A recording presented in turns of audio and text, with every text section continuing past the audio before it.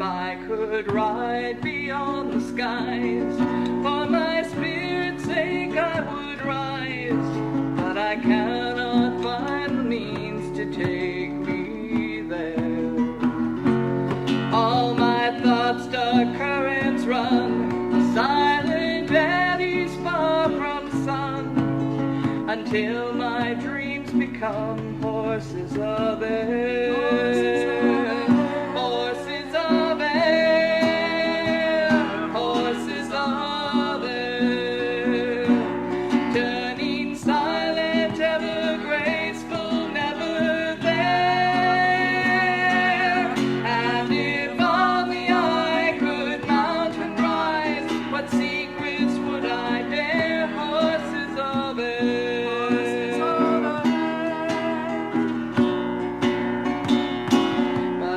Still bound by mortal ties to a world that I must despise, and I dare not break the form or seem to care. For both God and man conspire now to bind my soul with fire, for the things that I desire. Horses of air, horses of air.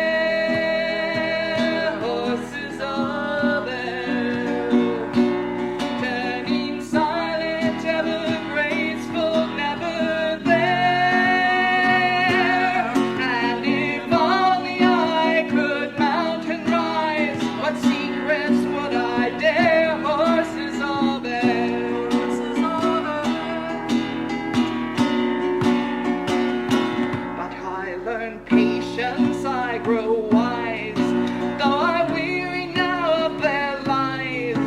So I smile in dull repose and speak them fair. And they never see my mind turning slowly out of time, until at last I find horses of air. Horses of air. Horses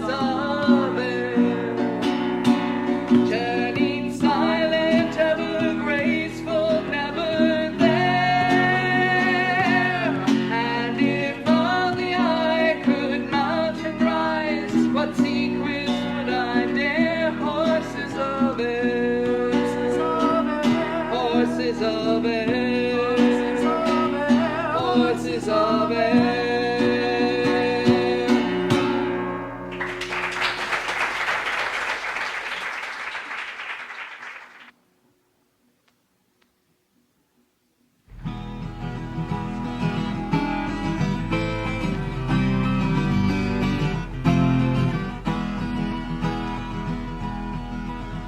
The wind blows through my hair, and the sun is setting low, casting shadows sharp and clear on these ruins where I roam.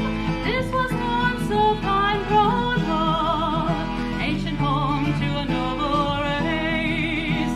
Its people had flourished, its farmlands were green, but war has laid it to waste. Illusion and fire are the tools of a sorceress, magic and power at her beck and her call. But who has the sorcery to take what is past? Who has the power to restore this heart? A kingdom to the south took arms against the wall, and the warriors of this land rose up at their king's call. They rode 1,000 strong,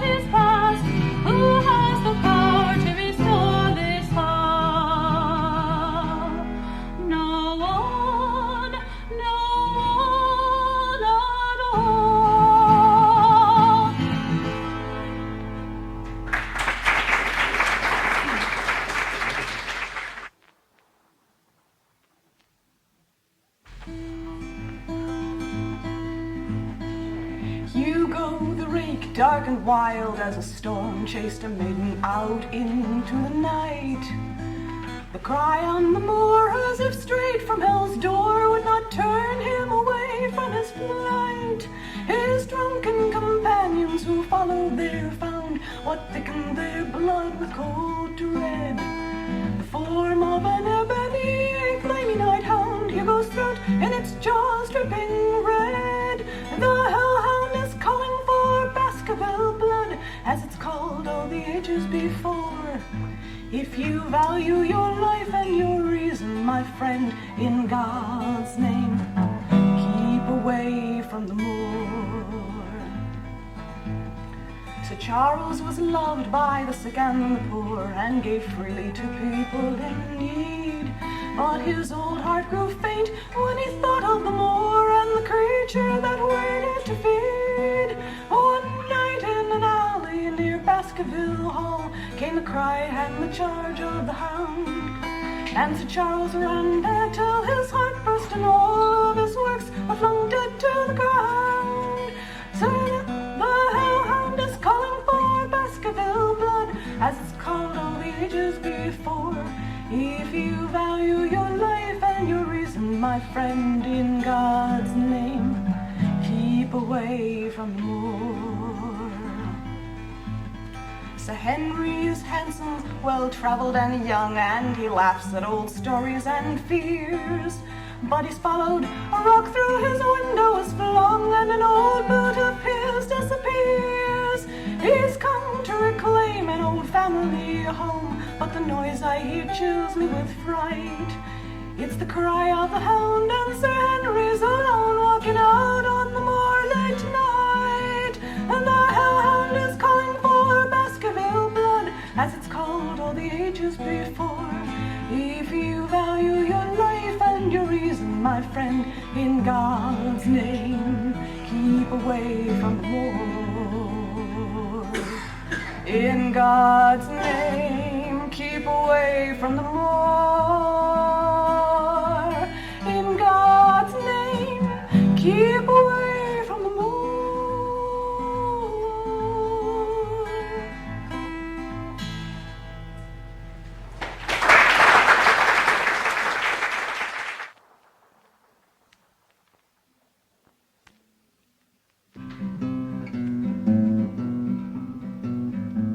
When writing fantasy or science fiction, there are rules to which all authors must adhere. And although this sometimes causes undue friction, as publishers our policies are clear.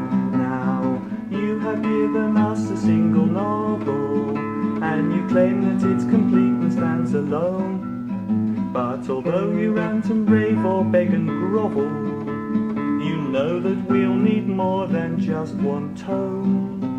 You should write for us a trilogy, a 1,000-page-long trilogy. Write for us a trilogy. We'll publish it next year. You say your novel's singular and must remain unique. You worry for your fans, and of integrity you speak. We really cannot yield to such departures from our norm. If you want to get published, then you can't write in that form. The writers we employ, I'm sure you've all seen, who turn out all the hackwork that we need. For we don't demand the quality of Tolkien, but all we ask is quantity and speed. So never mind the plots, just feel the thickness, and note the way the stories aren't quite done. For with our author's legendary quickness, they'll soon be writing sequels by the ton. You should write for us a trilogy, a 4 or 5 book trilogy. Write for us a trilogy. We'll publish it next month. You say that you are adamant and cannot change your book, that any fool would realise that who took a proper look. So I scrutinised your efforts and was shocked to find the lack of maps or lists of characters or index at the back. We fear your novel suffers from pretensions. The plot you see is really too complex. All your characters have more than 2 dimensions. There ought to be more violence and more sex. We want a happy ending, yours is tragic. The hero doesn't even get the girl. No dragons, elves or dwarves or even magic. You really have designed a boring world. You should write for us a trilogy, a sword and sorcery trilogy. Write for us a trilogy. We'll publish it next week. I have discussed your book with you so you can see what's wrong. So why not go rewrite it now? It needn't take you long. Just get some words down on the page. Don't worry if they're rough. We'll publish any piece of junk if it is long enough. So write us a decalogy, a posthumous decalogy. Write us a decalogy. We'd publish it today.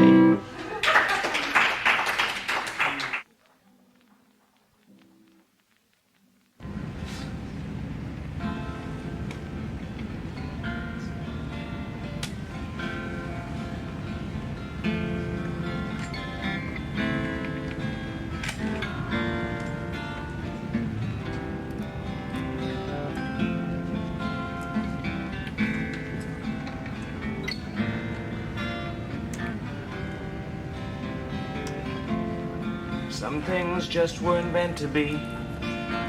Some things just don't work through. You tell yourself so many times, but you don't believe it's true. You failed, you didn't try enough. And when the going got too tough, you quit. Think another stepping stone on the downhill road I'm bound. Wouldn't life be wonderful if I were not around? I've never been a man who loved the way love ought to be. There's nothing wrong with her. There must be something wrong with me.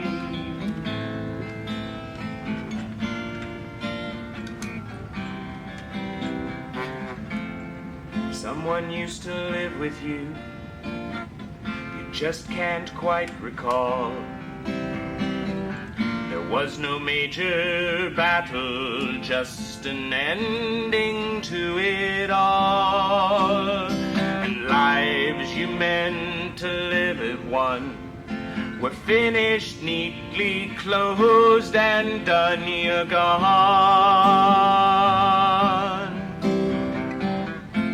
Do you think another stepping stone on the downhill road I'm bound? Wouldn't life be wonderful if I were not around? I've never been a man who loved the way love ought to be. There's nothing wrong with her. There must be something wrong with me.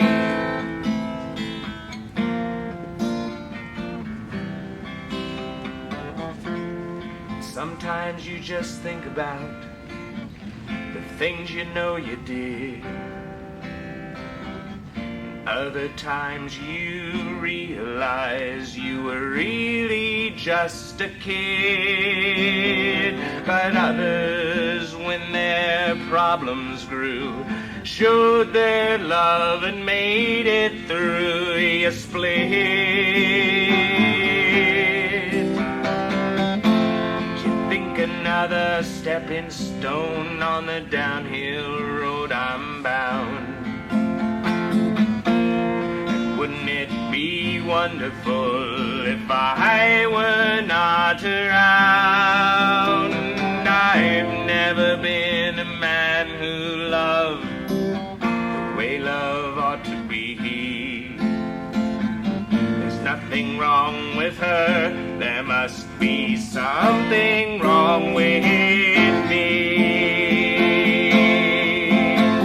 You fight the doubts in the light of dawn, try to work out what went wrong. With tangled eyes it takes so long to see. Both of you were blind, each left the other one behind. You grew in different ways to find the key. Somewhere there's another, you're afraid to take her hand. Afraid that all the things you've learned won't help you understand. But then you look into her eyes and know you'll grow as one this time you stay. And you think I've got a stepping stone on that uphill road I'm bound. Isn't living wonderful the way it goes around? Never knew at all before just what love ought to be. There's nothing wrong with us, and that is quite alright with me.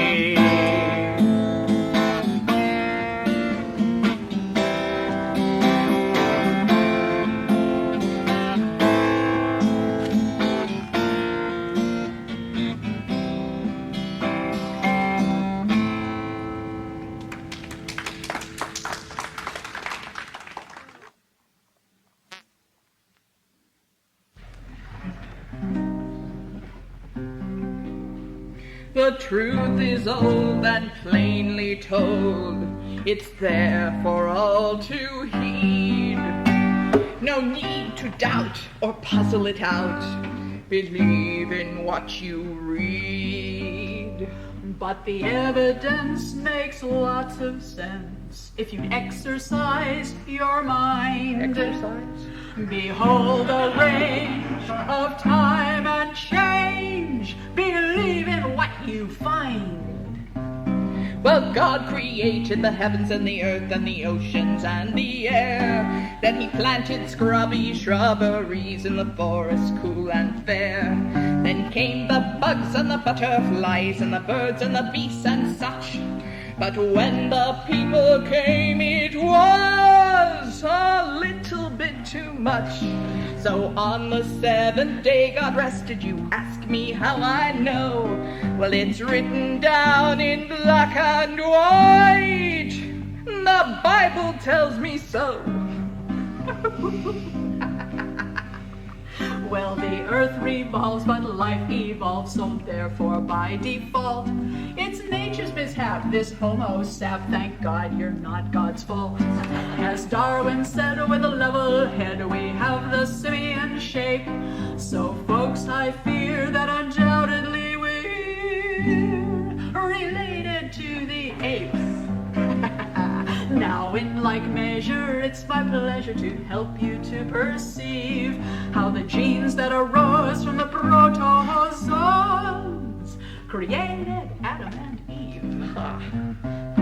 Well, can't you read the Lord decreed creation lasted 6 days? But Barkhorn talks about fossils in rocks 2 billion years, he says. Your rocks for sure are the devil's spore. Your Bible's myth and lore. In stone or tract where lies a fact. The Bible. The fossil. The Bible. The fossil. The Bible. The fossil. The Bible tells us more.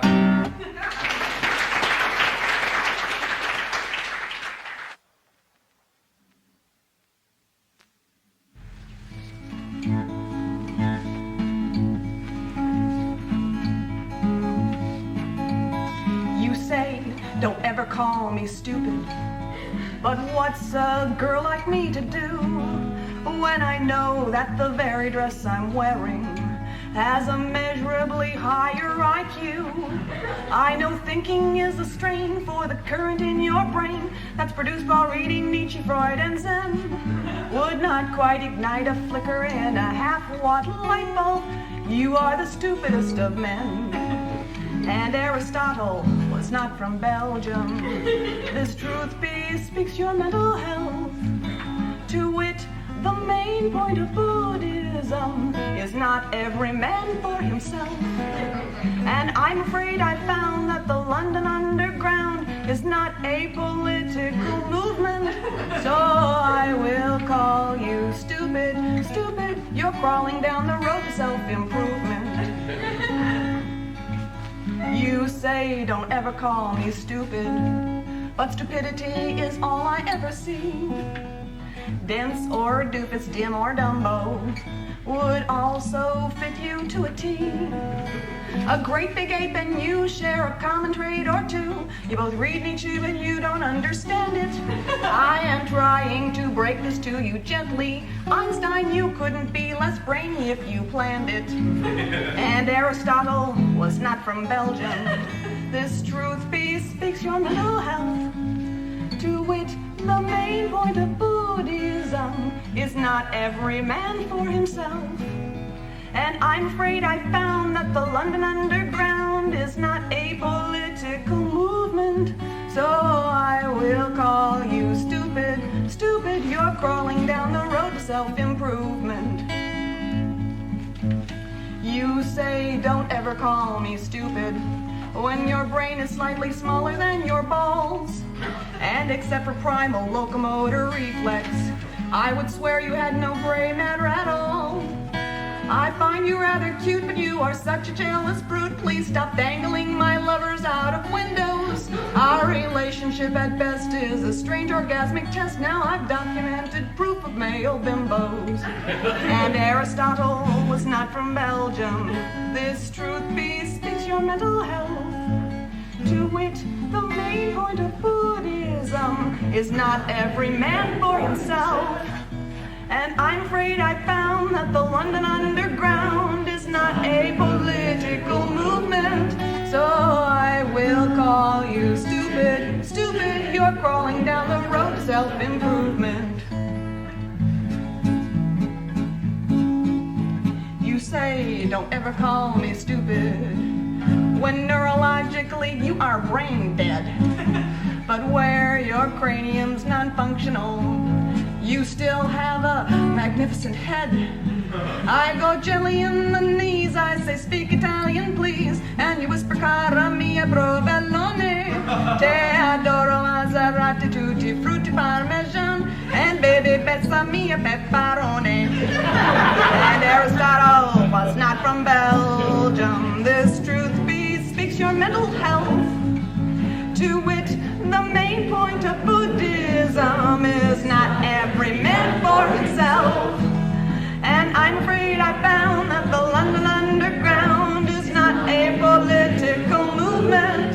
So I will call you stupid, stupid. You're crawling down the road to self-improvement. Oh yes, I will call you stupid, stupid. You're crawling down the road, lolling down the road. You're falling down on the road to self-improvement.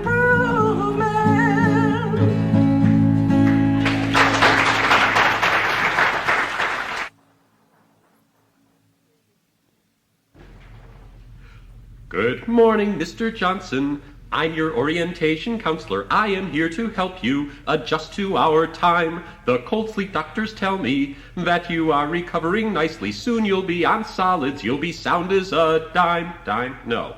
Dollar, yes. Now I understand why you might be a bit upset with us, sir. After all, no one will answer all the questions that you ask. But we thought you should be stronger, and I had to learn your language. And besides, the doctor's implants are not programmed for that task. Yes, sir, the language has changed a lot, but they plug me in each night, and soon I'll have it down hot. No. Cold. Now then, Mr. Johnson, here is your financial position. In a word, you're broke, sir. I'll tell you the tale. Seems you had a nephew by the name of Mortimer Maxwell. Had a court declare that you had kicked the pail? No. Bucket, yes. Well, today, of course, such things would not be tolerated. There are laws protecting frozen assets, but they came after your day. And in fact, that court decision was reversed 18 years later. But by that time, Mort had pardoned me, sir, pissed it all away. Please, sir, it hurts my ears when you scream, and you really do no good by crying over spilled cream. No. Milk. Calm down, Mr. Johnson. We've checked our employment computer, and we've found a job that will help pay your way. You're a vital interest to our top historical scholars. Answering their questions suits you to a J. No. T. Yes, I know that when you went to sleep in 1997, it was just for 50 years, but your awakening was late, 'cause we had to raise the funds and the economy's been tight, and well, to make it short, I welcome you to 3068. For now, that's all that I have to say, so you just lie back and rest now, sir, and have a nice day.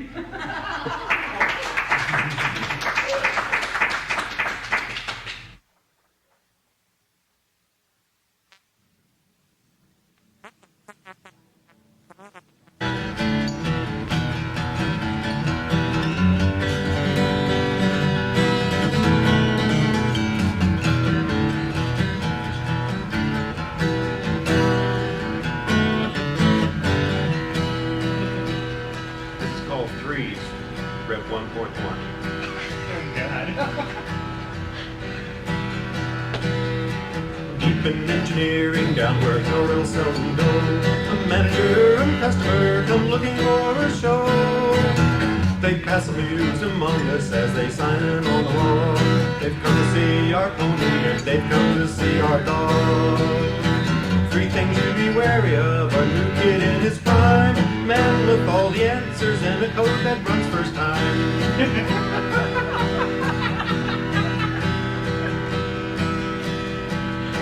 Summoned from our cubicles to conference room we go. We bring a dog and pony, for we know they want a show. Watching as we enter with the ship-free listless sigh, the customer sits waiting in his pinstripe suit and tie. 3 things never trust, and that's the vendor's final bill. Promises your boss makes in the customer's goodwill. Pony kicks his heels up and the doggy does his trick, and hands away with vigor as we lay it on real thick. The customer just watches as we do this song and dance, and reaches for his briefcase, only giving us a glance. 3 things see no in the loop with exit code done wrong, a semaphore untested, and the change that comes along. From briefcase then there comes a list of things we must revise, and all before within the room are taken by surprise. And all before thinking of their last job with remorse, the customer, the manager, the doggy, and the horse. 3 things hold no secret files that somehow hit the net: your boss's secretary, and the 3rd thing I forget.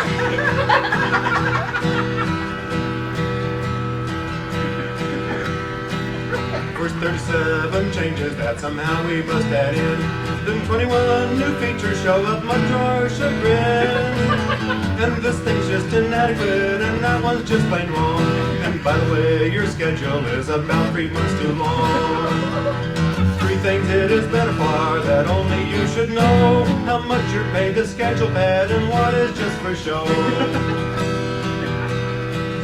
The customer proceeds to go through each chain line by line, to excruciating detail which no logic can divide. When it ends, there's only four, not sitting there a god: the customer, the manager, the pony, and the dog. Three things never anger: first, the one who runs your deck, the one who does the backup, and the one who signs the check.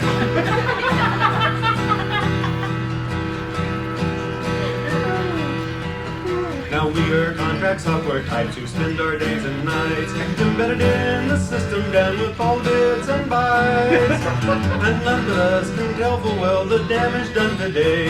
It's what they do not know, for which they're gonna have to pay. Three things are most perilous: connectors that corrode, improving algorithms, and self-modifying code. The manager and customer are quick to leave this bunch. They take the dog and pony and they all go out for lunch. Now how will we revenge ourselves on those who raise our ire? Write code to self-destruct the day the warranties expire. Three things trust above all else: your knowledge of your craft, that someone makes a profit and that you will get the shaft. Oh, God, that's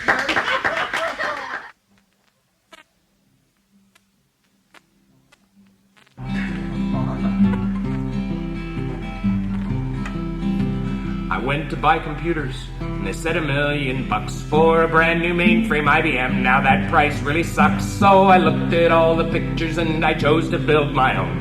For you can build a mainframe from the things you find at home. Oh, IBM, DEC, and Honeywell, HP, DG, and Wang. And Dolmec and NCR, they don't know anything. They make big bucks for systems, so they never want to know that you can build a mainframe from the things you find at home. You don't know how nice it is to sing this for an audience that knows the words. Now take the CPU, you see it's only just a box with blinking lights and whirring fans and lots of cable slots. So I spent an evening working with some wires and bulbs and pins, and I hauled them to the basement and I plugged the freezer in. Oh, IBM, DEC, and Honeywell, HP, DG, and Wang. And Dolmec and NCR, they don't know anything. They make big bucks for systems, so they never want it known that you can build a mainframe from the things you find at home. Of course, not teaching the chorus takes away half of the shtick and makes the song about 10 minutes shorter. Well, I had to have a tape drive. My tape drive was a steal. I climbed into the attic for my dad's old reel-to-reel, some cable and some binder twine, and soon it was complete. My CPU and tape drive at a price no one can beat. Oh, IBM, DEC, and Honeywell, HP, DG, and Wang. And Dolmec and NCR, they don't know anything. They make big bucks for systems, so they never want it known that you can build a mainframe from the things you find at home. Yes, and back there we have someone on the wonderful Wang PC. I had to have a disk drive, but it didn't take me long. Function follows form, they say, or have I got that wrong? Well, I found a drive with 5 new modes that blows the rest away. Cottons, linens, wash and wear, rinse and lingerie. Oh, IBM, DEC, and Honeywell, HP, DG, and Wang. And Dolmec and NCR, they don't know anything. They make big bucks for systems, so they never want to know that you can build a mainframe from the things you find at home. And poor Paul's over here just bored to tears, kind of staring up at the ceiling. IBM, DEC, and Honeywell, HP.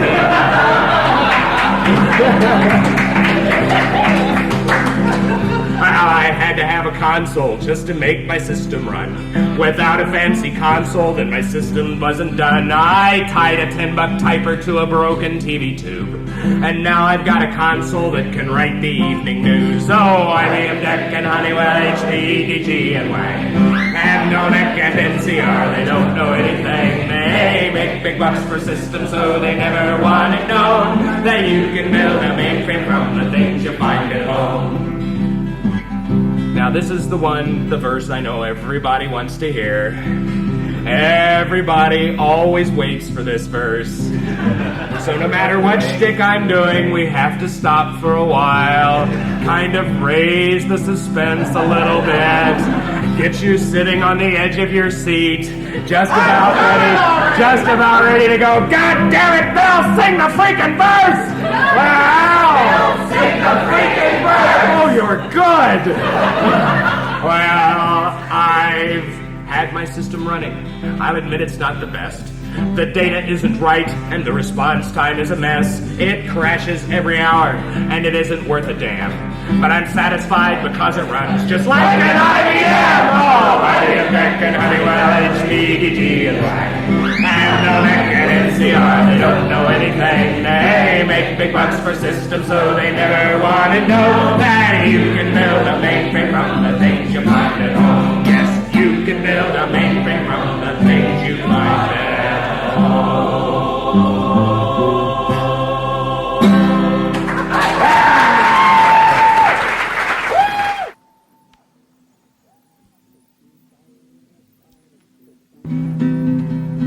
The designer sat at his drafting board, a wealth of facts in his head was stored, like what can be done on a radial drill, a turret, lathe, or a vertical mill. But above all things a knack he had of driving machinists completely mad. So he mused as he thoughtfully scratched his bean, just how can I make this thing hard to machine? If I make this body perfectly straight, the job would surely come out first rate. But that would be easy to cut and bore, it never would make a machinist sore. So I'll throw in a compound angle there, a couple of tapers to make them swear. Now brass would do for this little gear, but that's too easy to carve, I fear. So just to make a machinist squeal, I'll have him machine it from tungsten steel. And I'll put the holes that hold the cap down underneath where they can't be tapped. Now if they can do it, they'll make it by luck, 'cause it can't be held with a dog or a chuck, and it can't be drilled nor planed nor ground. So I think my design is completely sound. The designer sat back, his plan he surveyed, the screwiest thing he had ever made. He signed his name with a line so thin, then put down his pencil and started to grin. He shouted in glee, success at last. I've designed a part that can't even be cast.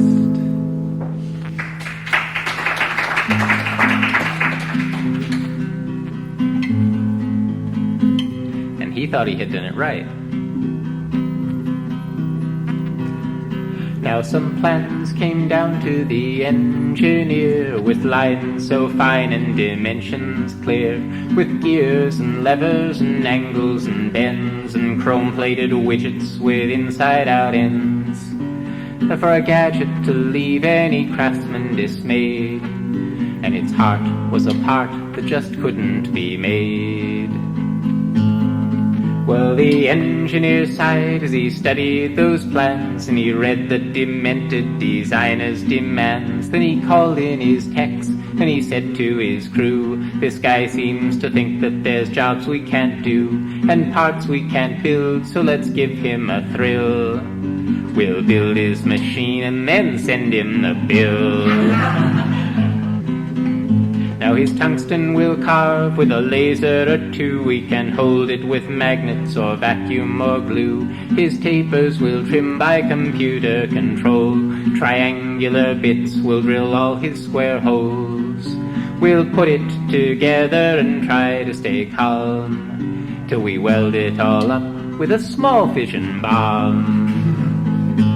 There's that button in the dealer's room, it's just a little A-bomb. Now this micro-inch finish won't cost him too much, so we'll plate it with platinum, seems a nice touch. The tricky bits here are these spheres within spheres, the Klein bottle tanks, the irrational gears. The left-handed blivets I'll buy off the shelf, but I'd better sneak in and make this part myself. The designer came down, his jaw it did drop at the thing sitting there on the floor of the shop. The engineer grinned and he pointed with pride to the parts that were whirling and glowing inside. For there's no job too tough and there's no job too queer for an MIT grad hyperspace engineer.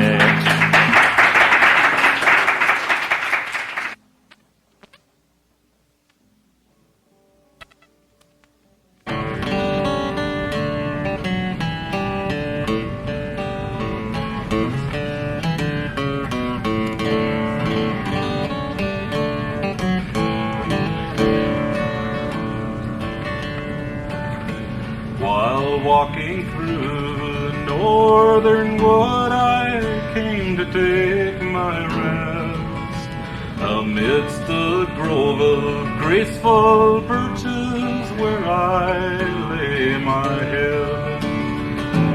The heavens were filled with fiery stars, bright diamonds they did seem, and the band of angels did appear within my woodland dream.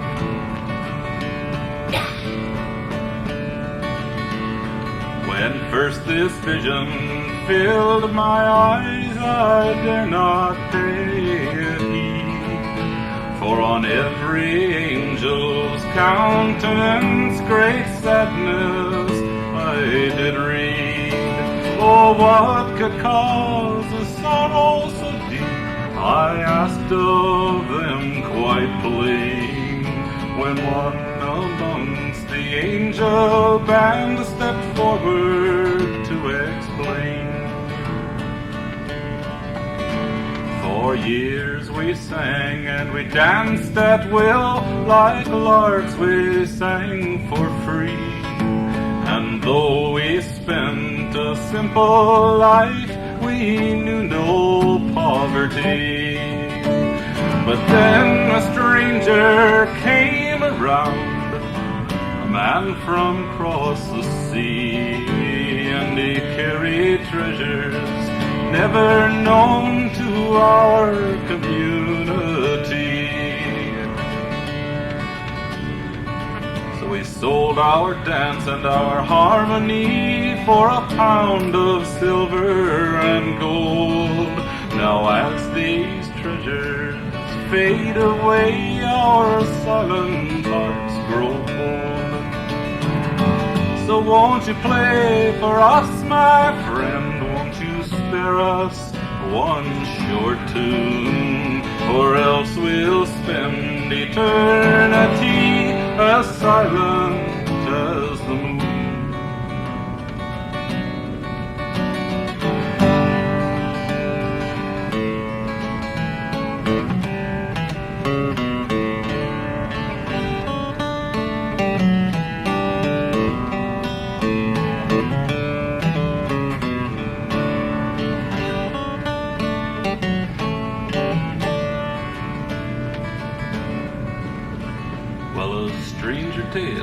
I never have heard, but they beg so innocently that I played upon my Highland pipe a song called the Woodland Dream.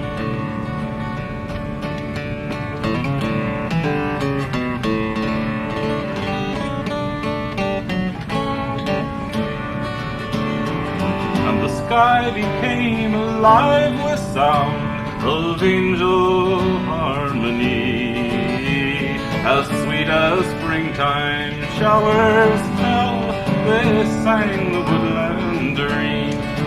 Yes, the sky became alive with sound of angel harmony, as sweet as springtime flowers bloom, they sang the woodland dream.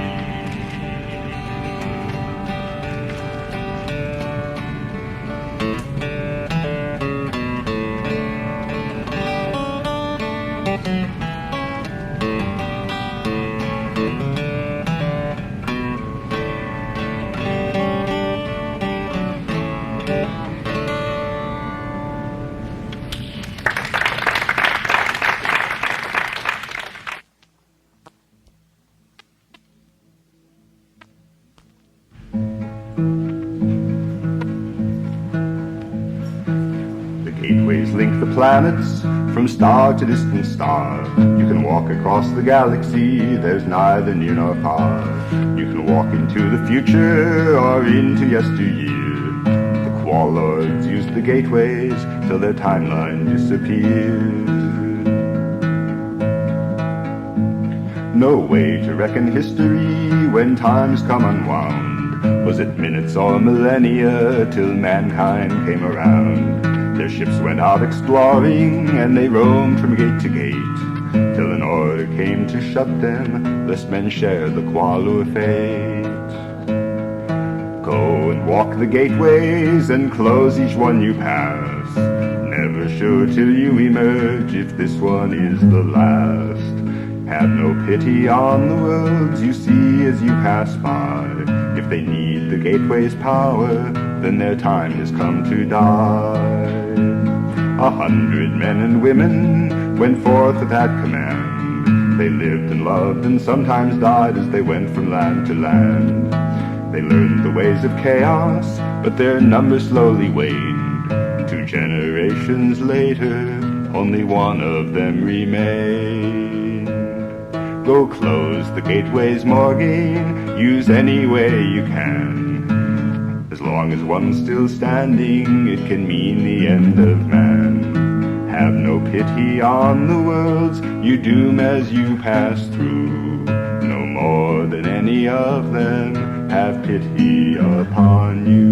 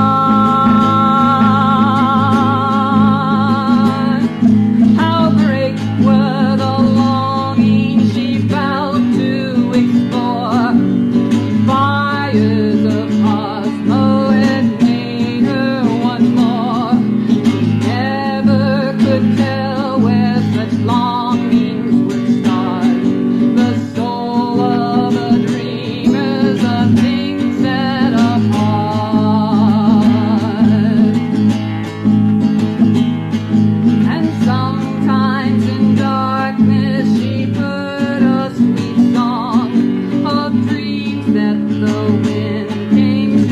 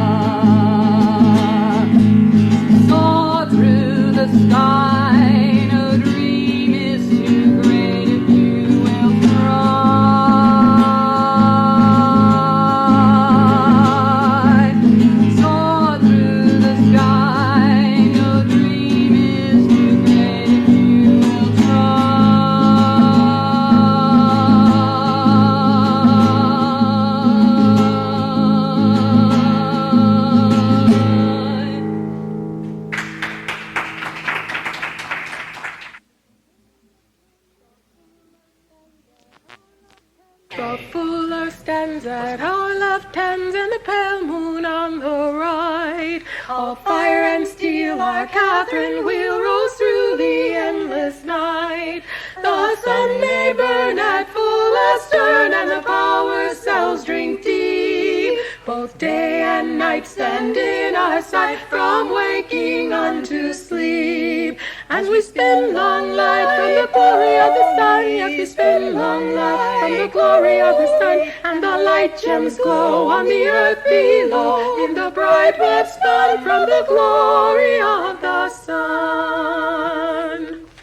The powers run from the blazing sun to the web of heaven's height, like the opal world, like a clouded pearl strung on a thread of light.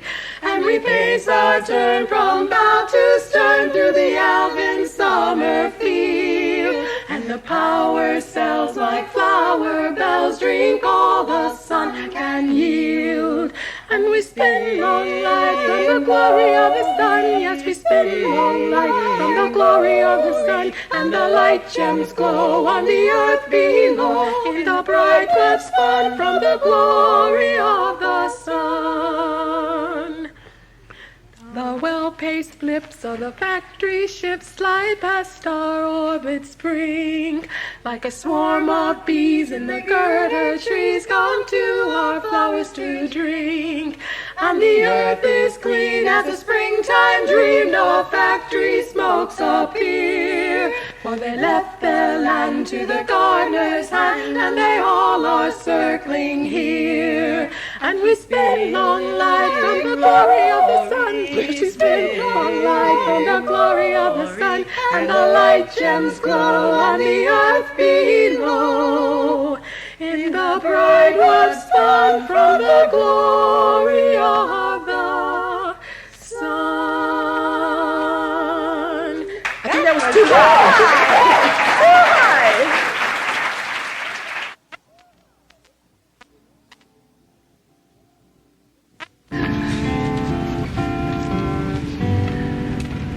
Mommy, can I have a spaceship so I can go to the moon and back?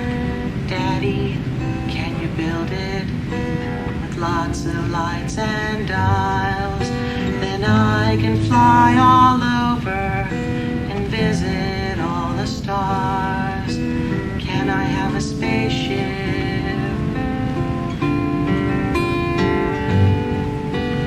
Mommy, my friends all tease me for wanting to become an astronaut. Daddy, the books all tell me how exciting it could be. But space is full of dangers, and explorers must beware. Is it dumb to want to be one? Mom, you've been so helpful in letting me learn all I can. Dad, you're always saying you cannot know too much. The mysteries I'd like to solve are those in outer space. I think that I can make it. Mother, I've come to tell you my dream will finally be fulfilled. Father, I've been accepted to journey to the stars. The years of study reward me with my childhood fantasy. So much to learn and discover, to be where I always wanted to be. Thank you for letting me hope. Though I may never see you again, in my heart both of you will be exploring with me. I'm going out there now.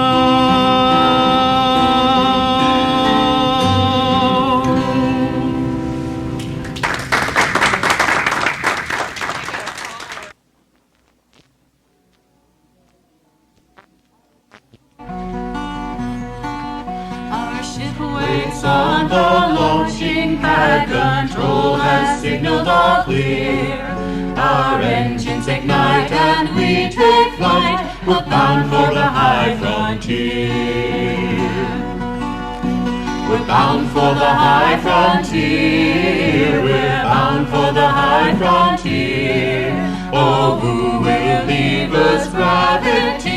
Come with me to the high frontier. On the edge of earth I stand and cast a wishful eye back to the face of my birthing land, then out where my future lies. And now I face a wondrous scene, earth curves away from sight. Here on L5 I wonder yet at the marvels of space flight. We're bound for the high frontier. We're bound for the high frontier. Oh, who will leave us gravity? Come with me to the high frontier.